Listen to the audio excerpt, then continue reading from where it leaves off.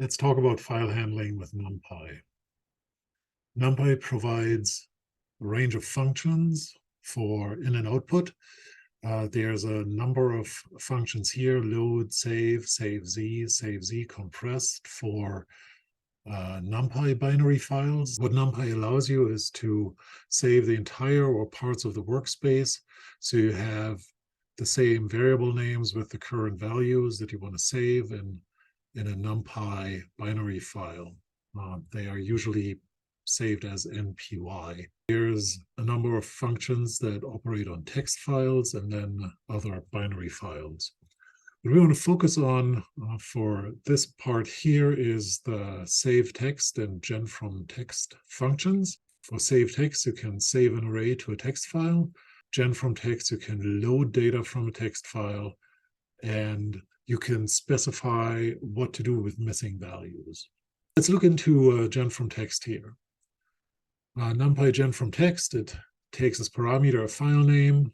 File name is a string, pathlib, some range of ways that these values can be generated. Next, there's a parameter data type where you can determine the data type of the resulting array. If none, the data types will be determined by the contents of each column individually. It is pretty worthwhile to set this to none. You see that by default, it is set to float. None will help you if you have float and string and other values, get these generated properly from the file. Comment string, so mostly in the programming world, there are different signs that we use to comment lines in and out. You've seen that in our examples. Here it is the octothorpe that is being used. It could be some other indicator of anything that follows after this is to be ignored. The limiter could be a string, an integer, or a sequence, which is the string used to separate the values. By default, any consecutive white spaces act as the limiter. Note that a proper CSV file would have commas in between the values, and so you would want to set that to a comma. Skip header or skip footer allow you to skip X rows that are at the top that may contain metadata, and same for the bottom. You can see that this is a really powerful function that can be configured to your personal needs or to your file's data needs, but it requires a little bit of reading to understand all of the meanings of the various parameters that you can set. Let's look at an example. Here we import NumPy and we read data from a file called station.txt. We set the encoding to be UTF-8. Data type we set to none, as I said before. The limiter is a space, single space, and then names is true.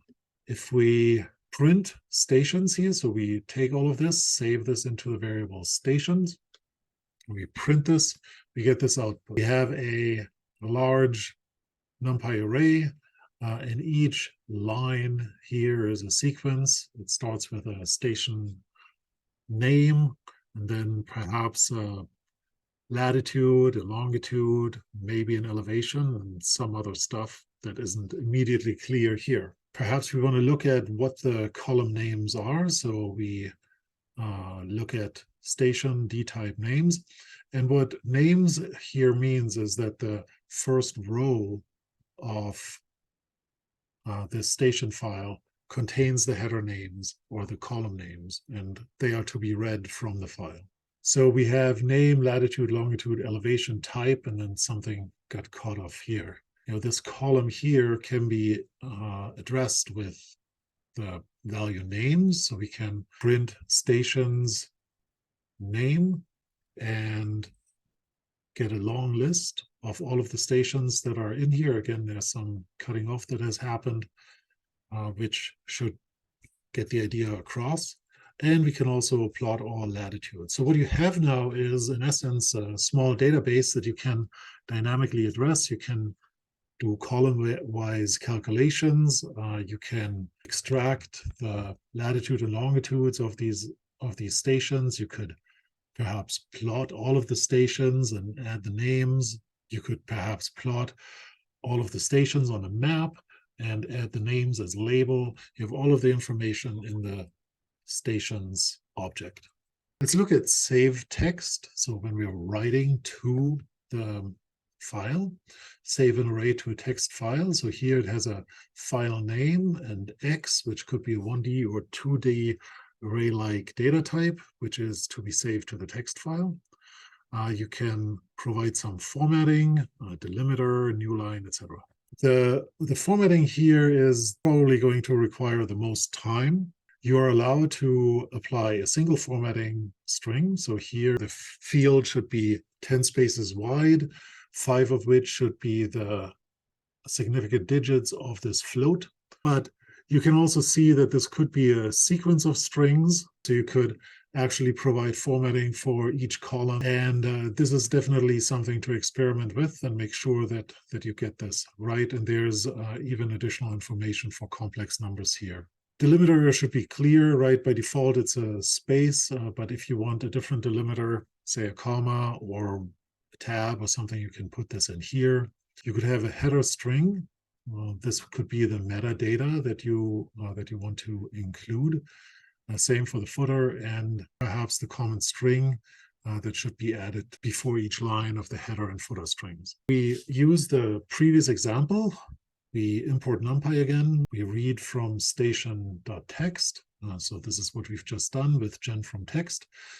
But now what we want to do is we want to delete all but the first 3 entries. So stations now gets overwritten by using np delete that is applied to stations.